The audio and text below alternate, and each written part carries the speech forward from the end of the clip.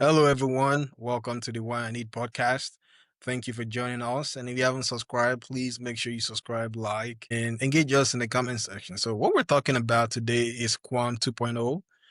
Quam 2.0 is currently making rounds on social media, and it came about as a result of what happened at the Lagos terminal earlier in the day. I believe it was on Sunday, August 10th. A young lady from Akwa Ibom, I guess, was flying into Lagos. And then she was told to turn off her cell phone or put it on airplane mode. And everything just went south from there. And a few days ago, Kwam had an issue at the airport in Abuja and he almost got hit by the wing of the aircraft and he issued an apology.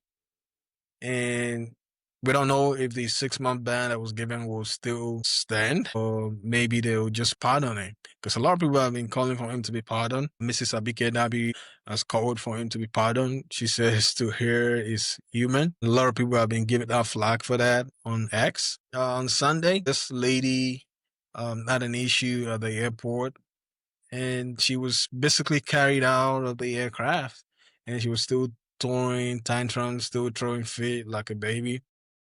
And it looks like some of our youths are just basically being irresponsible.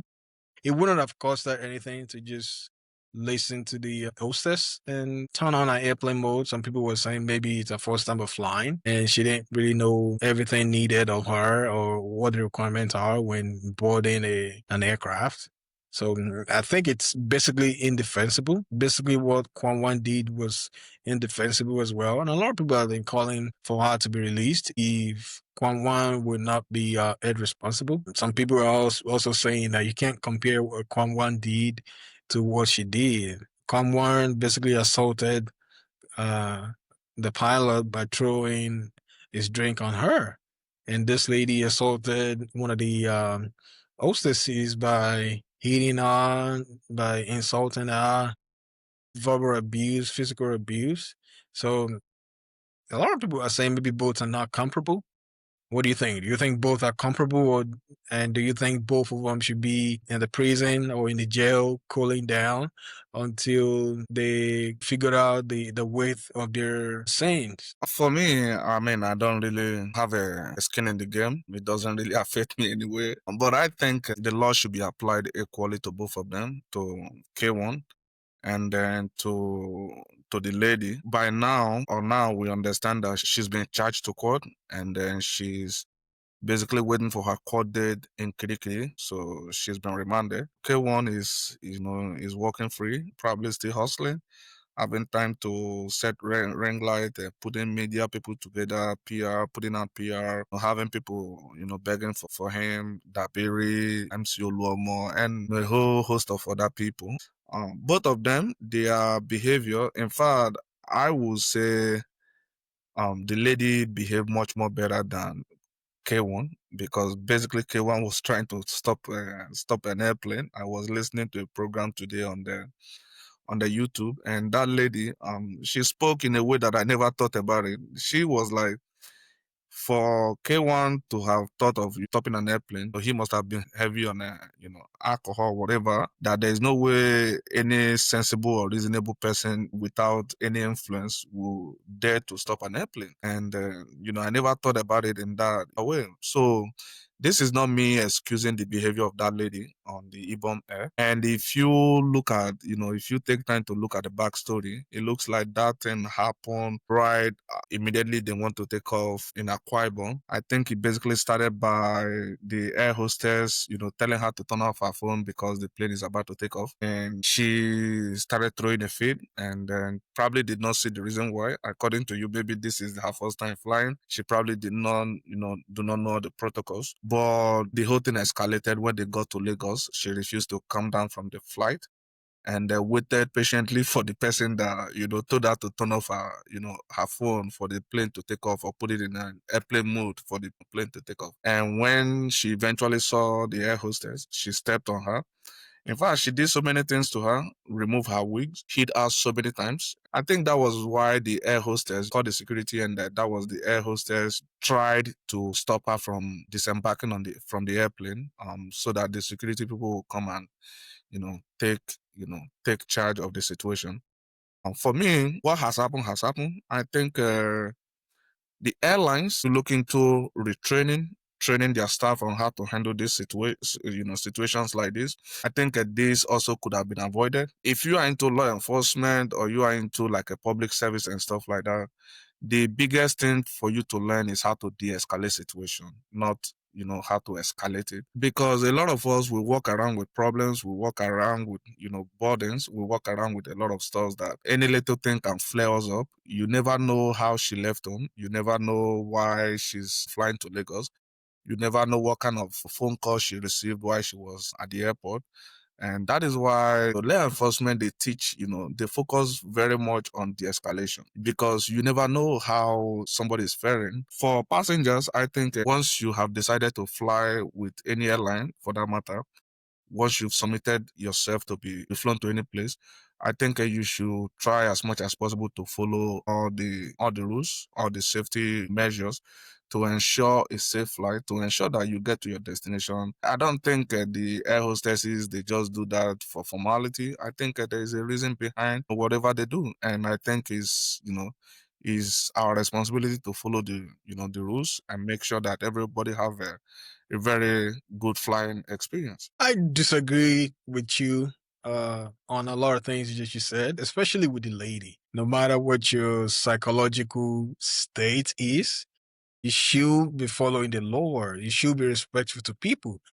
The woman that the young lady slapped could probably have been a mother, looking at, their faces, significantly older than her, and she was just trying to make ends meet. She was trying to do a job.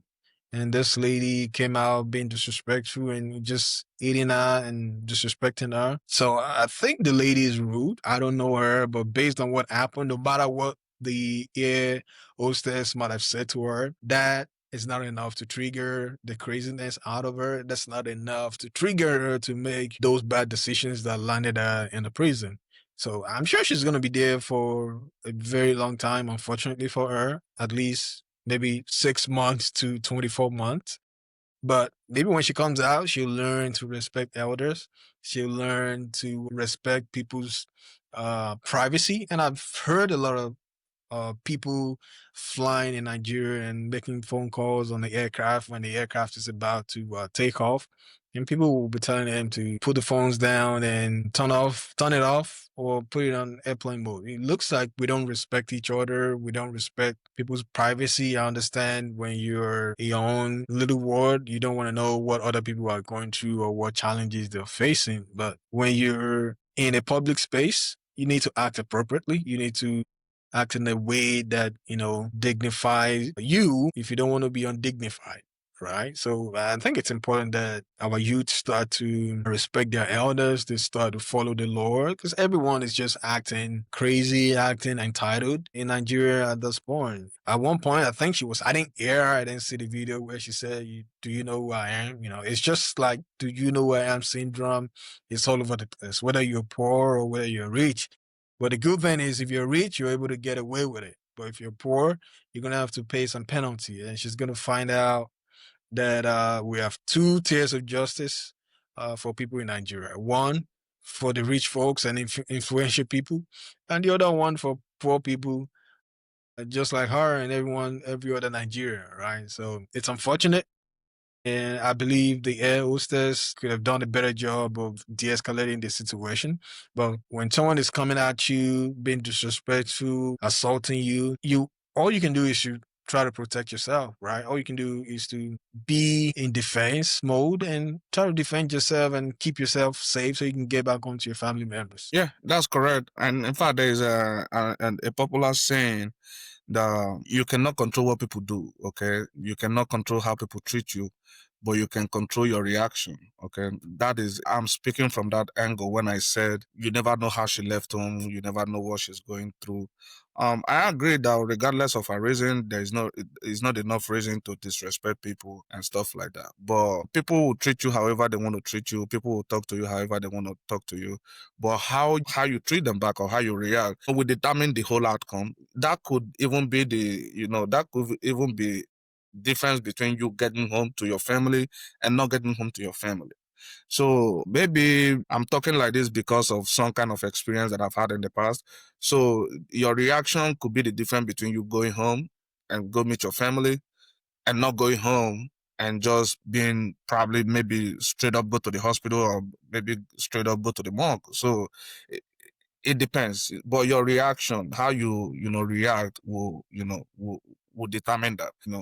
Let me digress a little because a lot of people in X, a lot of media platforms, people have problem with how they treated this lady. Nobody is condoning what she did. What she did is bad. In fact, even the Minister of Aviation, Festus Keyamo, came out swiftly and said that he don't condone what the lady did, but the way they treated that lady, in fact, they basically stripped her naked. The way they treated that lady, in fact, the way they swiftly charged her to court, remand her in Kirikiri, we didn't see Oshomolo get this treatment. We didn't see K1 get this treatment. So are they being selected? In fact, according to, I think, airline operation of Nigeria, they have put on a life ban in any airport that they operate. A life ban. Maybe that could be, that will be lifted up in the future. The NCAA, I think they already put a ban on her. The Ibom Air as well has already put a ban on her. But we didn't see all of this. In fact, even up until this time, we hasn't seen anything as big as this happening to K1. Why is the justice system selective? Well, you said it. Said when things happen, you realize that there is two tiers of judgment or two tiers of justice for people, the one for the common folks and one for the rich folks. So obviously she's getting the one for the common folks. And it's unfortunate. I think everybody should be treated the same regardless of your class, regardless of the status and stuff like that. But this is not peculiar to Nigeria. All around the world, even in the US, people get preferential treatment. People just get the short end of the stick. And it's unfortunate that that's how the world goes right now. Yeah, I definitely agree with you. It shouldn't be like that, but that's the reality of things, especially in Nigeria where there's so much impunity. And if you're wealthy, if you're influential, if you know people, you can get away with a lot of things, right? But if you're poor, too bad. You don't have a chance. You don't stand a chance at all, especially in the court of law. And you'll be surprised that when she gets to court, the judge might give her the maximum penalty possible just to, scapegoat her. And K1 wouldn't get that kind of treatment. So it's just unfortunate all around. And this could have been avoided if you had just listened and just turned off her phone. Or even if she was disrespected, she didn't have to stay behind and hit or assault the air hostess. She could have just walked off the plane and go about her business. She wouldn't be this popular. Well, maybe she's looking for attention. Now she's getting attention now. It's sad that she's getting negative publicity, but I do agree that the airline staff should have treated her better. They shouldn't have stripped her naked like they did. Yeah, it's unfortunate what happened, and I'm sure it's gonna stick with her for the rest of her life unless she moves out of Nigeria or go somewhere else. Just like we said in the last few days when we talked about K1 situation. Like I said in that episode, I said if it was a common person, they would have slammed the person to the concrete in the twinkle of an eye. And this is what happened. If this had been someone influential, the airline staff would have been begging a person, just like they did to K1, try to calm he or she down, just to try find a way to de-escalate the problem. But in this situation, it was, it was unfortunate for the lady that, she's not part of the influential people in Nigeria, and now she's gonna have to pay for it. Yeah, and it comes back to training. A lot of these companies, they just focused on making money without training their staff. I think there is a better way to handle this situation. I think they should train their security. They should train their air hostesses. about, on how to handle this situation, they should conduct simulations, different scenarios, conduct several simulations. And I think in this instance, before she even came down from the airplane, I think she was supposed to be on handcuff, maybe soft cuff, put her on soft cuff and cuff her behind her back so that she won't have time to be acting erratic, because maybe due to lack of training or due to Nigerian factor, they decided to treat her the way they treated her. Maybe if they get to the law court, maybe they will not even be talking about how she treated the air hostess. Maybe they will even focus on, on the assault that was meted out to her, because that's the video that is in the public domain. Whatever happened in the airplane is not out there yet. But what people are running with what is already out there, which is the video, of her being basically stripped naked, invaded her privacy and all of that stuff. I think all these companies, instead of just focusing on making money, which is their prime reason for starting a business, well, I think they should also invest some money in training their staff. If need be, they can send them out to other maybe businesses that run like them and just train their staff and conduct several simulations to cover, different scenarios. I think it will help them to, better stand a chance of, handling situations like this in the future a lot better. Definitely, definitely. Training is very important, especially if you're in the business of customer service, customer relation, interacting with people. You need people that are well versed in communicating with people and passing messages across and making sure people know why they're told to do something. Because if they're explaining to her, maybe she would have listened. Maybe this wouldn't have happened. She could have also controlled herself and she could have avoided all this embarrassment, but unfortunately she didn't, and she will have to pay the penalty. So I'll turn it over to you to wrap it up. Yeah. In conclusion, if you have the opportunity or you've been able to save some money to fly on airplane, please behave responsibly, respect people that are flying with you. Do not disrespect anybody. Just basically do what you are told to do. Do not act erratic. Do not be roused. Just obey whatever they ask you to do. Because at the end of the day, it's for your own safety and it's for your own flying, good flying experience. Yeah, basically that is it. Just follow the rules and then everybody will be okay. And thank you for listening to us and thank you for watching.